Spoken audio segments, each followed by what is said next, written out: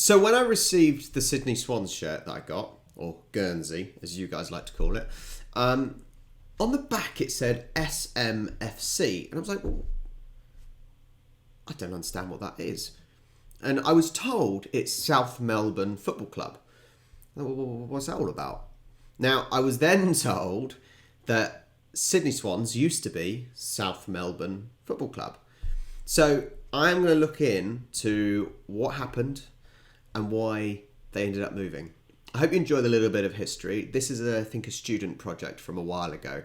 So, yeah, hopefully we'll all learn something new. Enjoy the video, guys.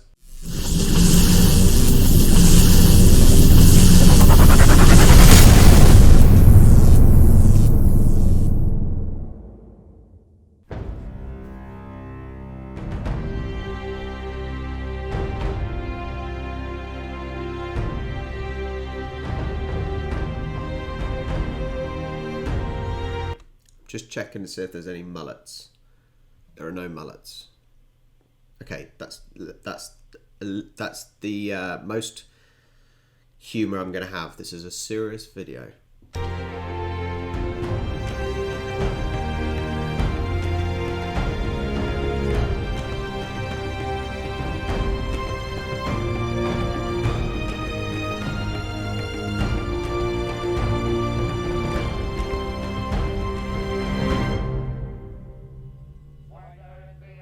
Many fans of the Australian Football Club South Melbourne are pretty unhappy at the moment.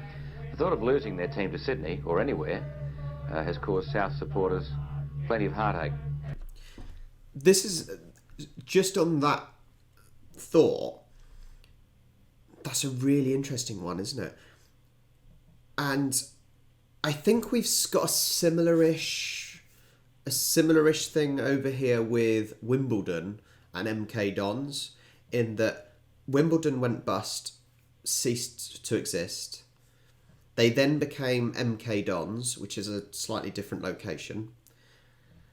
And then a brand new Wimbledon was created. So it's slightly different situation, but I mean about changing locations but expecting the same supporters.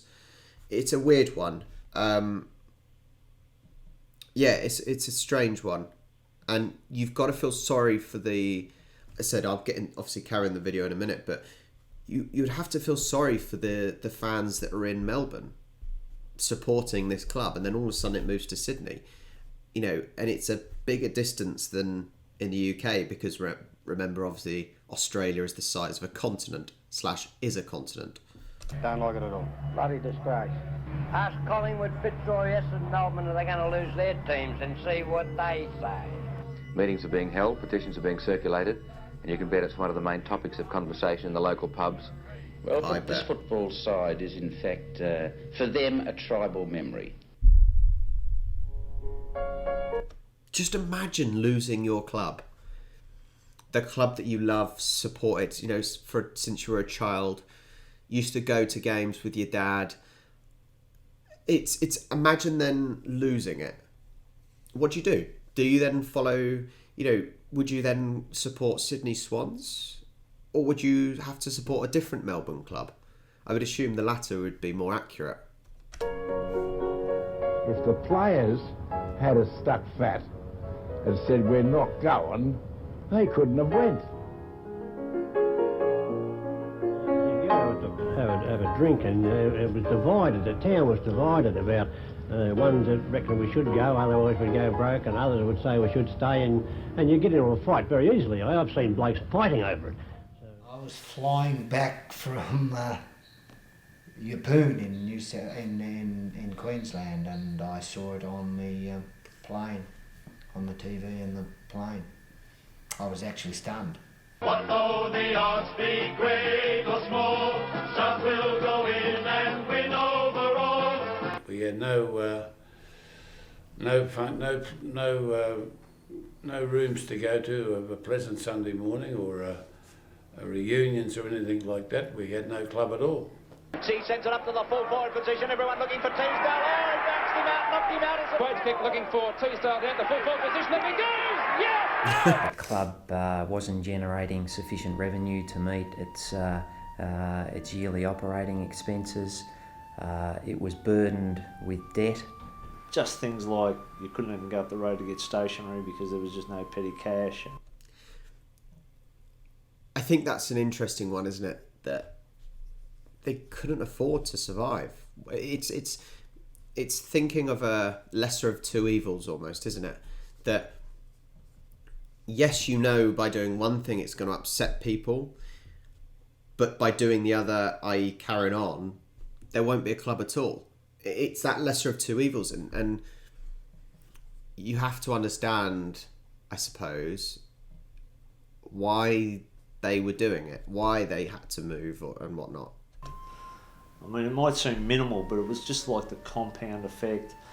The Lake Oval was needed improvement. In many areas it was in disrepair, that really. Looks wrecked. It was falling well behind the requirements to host VFL matches, and the prospects weren't good. If I'm right, the VFL was turned into the AFL.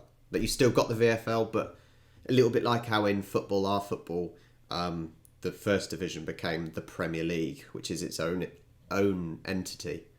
We formed a committee out of all the coaching groups to meet the current South Melbourne Football Club committee, and we said, well, you're going to put the vote to all the members, and they more or less said, no, we are going to make the decision. And we said, hang on, you can't make that decision. Every member has the right to a vote.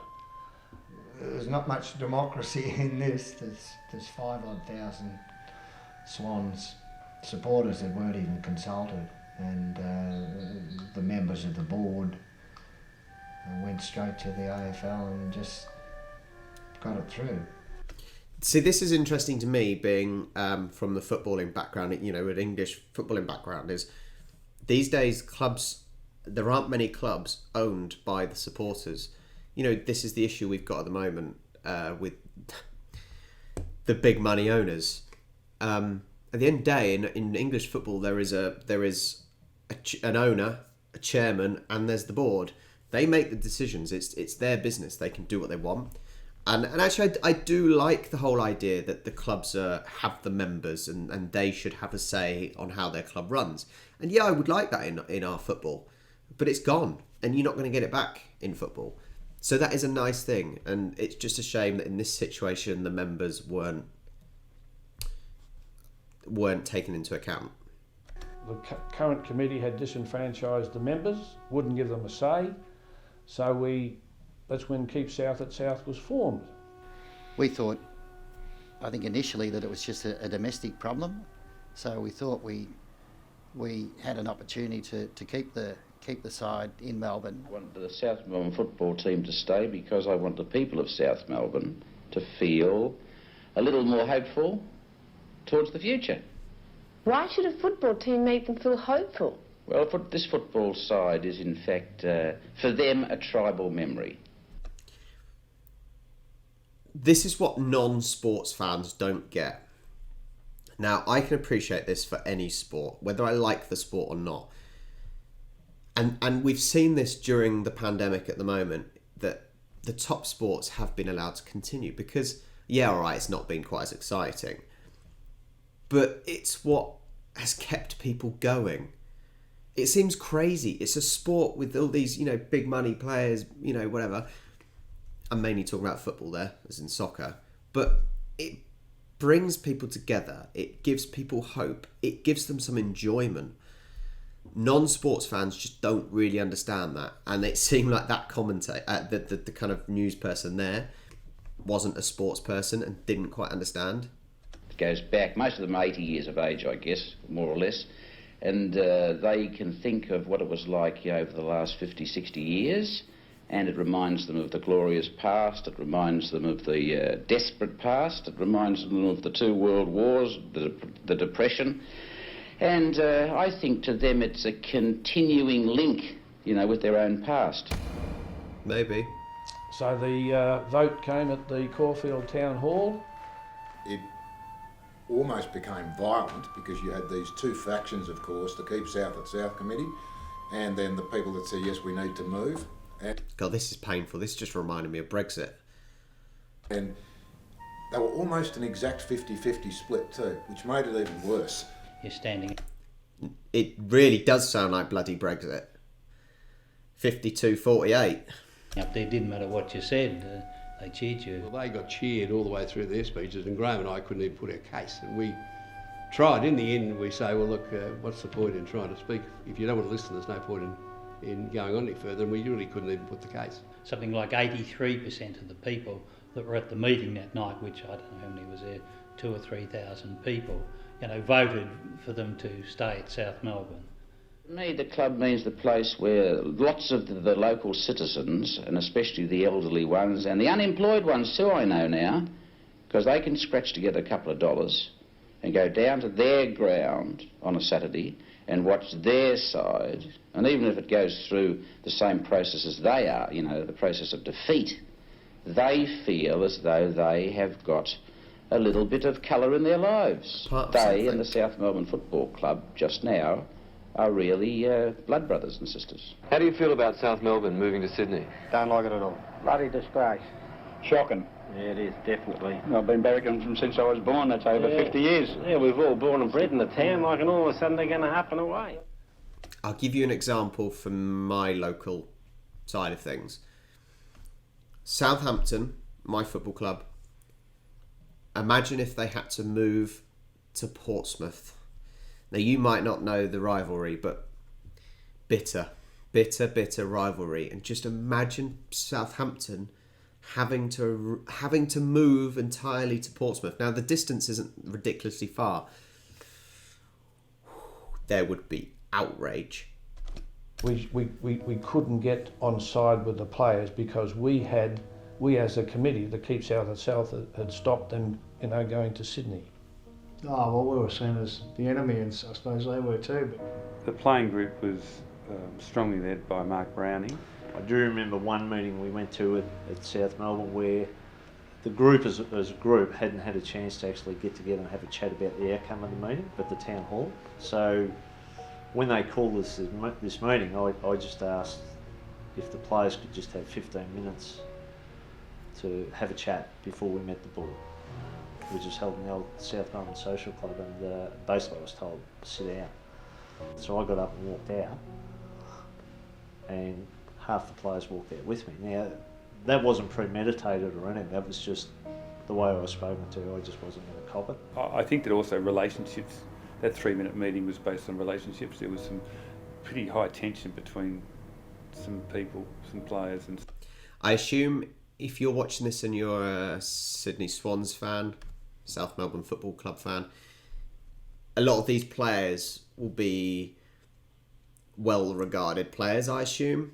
It's probably quite nice for you to hear them speak. Some members of the Keep South to South. Mark Browning and I didn't see eye to eye. I had him in my office.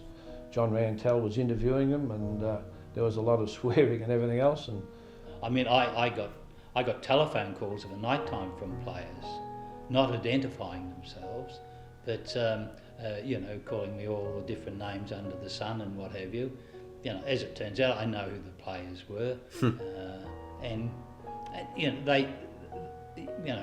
they see you now, and I'm a good mate, but I'm a shocking enemy, and I just remember those, and you don't want anything to do with people that want to do those sort of things that might threaten all sorts of things on your family and wife. Yeah, there's a difference between insulting someone and taking things personally and then attacking someone personally and their wives and their kids. That's wrong in any situation. No, I thought it was the other way around actually. I thought I copped a couple of calls up, I'm not saying it's Barry Morton or anyone, but I certainly didn't think there was anything going back the other way.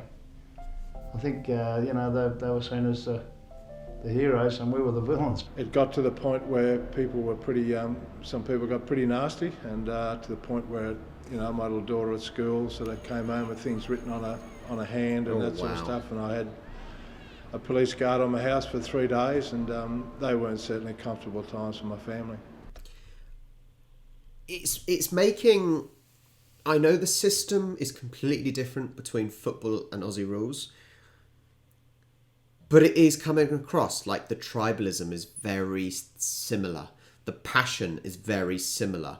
And I could actually almost see the same thing happening if something similar happened in football to a club.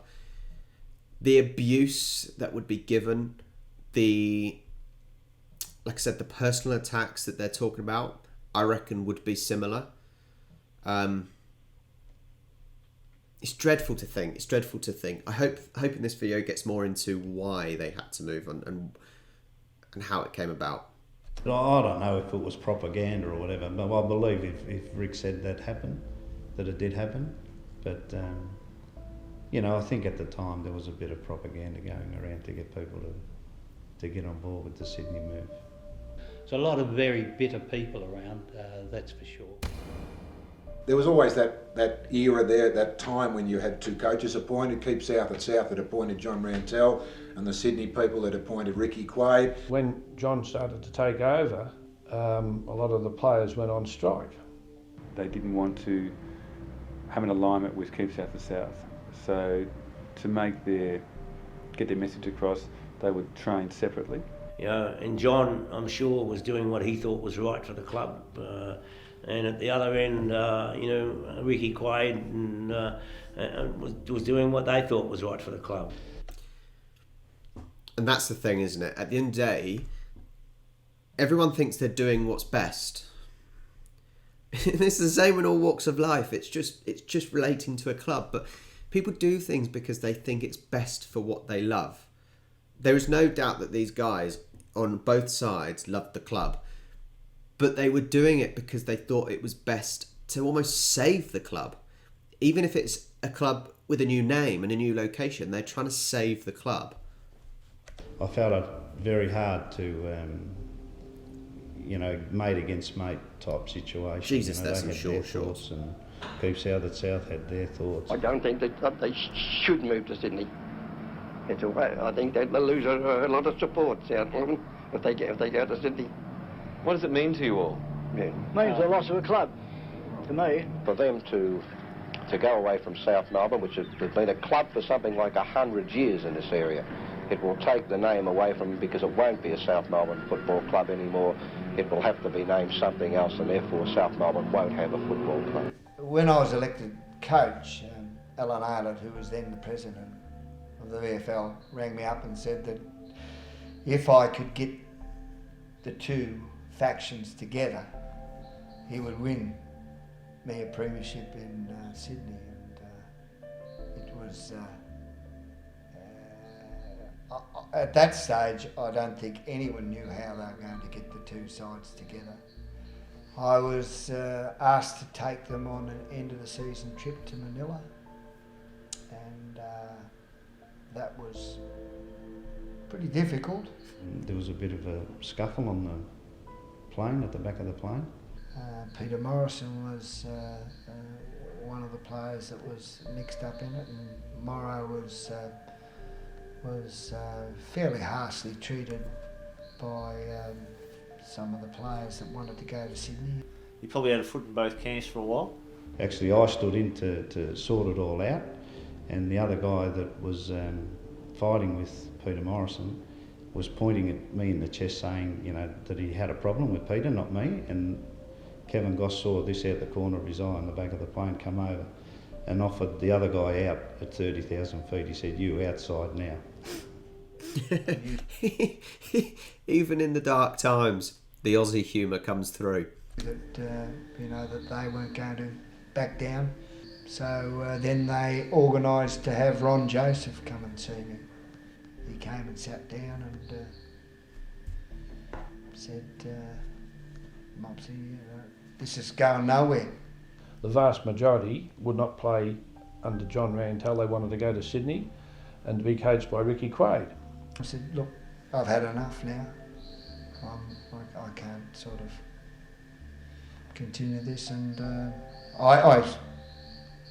spoke to Rick and I said, you know, you need to coach, and he said, I'll think about it. Interesting enough, I hardly spoke to John, even though we're friends, but we hardly spoke about the Sydney, South Melbourne keeps, because I think there was a genuine respect and friendship there from the past. If I hadn't have resigned, they were going to vote at a board level in the VFL and they were going to disband the Swans. I was going to be the one that was responsible for the Swans being deregistered. And interesting enough, I picked up the paper the next day. It was nearing Christmas and it said, Mopsy, have a great Christmas. And it was just sort of so much weight that was lifted off my shoulders that it was... Imagine that being the one person who is seen as being responsible for the fall of a club. That's some serious weight, and like I said, I'm learning how much you Aussies love your Aussie rules, generalising obviously, but imagine the pressure this man was under and the weight on his shoulders. There was an end there. It is sad, but you see, that's part of the process of football becoming big business these days. And South Melbourne probably has to do something to survive. Loyalty just isn't the same in football anymore. It's business, and South is trying to survive. God, you need to... Oh, how times have changed, and you think AFL's big business. Look at bloody football. Look at what my sport is. That's big business and it's out of control. That's business. David McCurley reporting. We'll be back with more in just a moment. John Holdsworth. I think he did this a while ago, but it's amazing what passion is behind sport from the fans and the players and the board even. It's the sort of thing that can happen in any walk of life. This is just a great example, isn't it? People are trying to do their best and what they believe in, but everyone's got their own opinion. I mentioned Brexit at the moment, obviously with the UK. You know, it just shows that this sort of thing can happen in any walk of life. An interesting watch, a nice look back. And obviously everyone knows the outcome now because Sydney Swans. I hope you enjoyed. If you did, like and subscribe. And I'll catch you next time.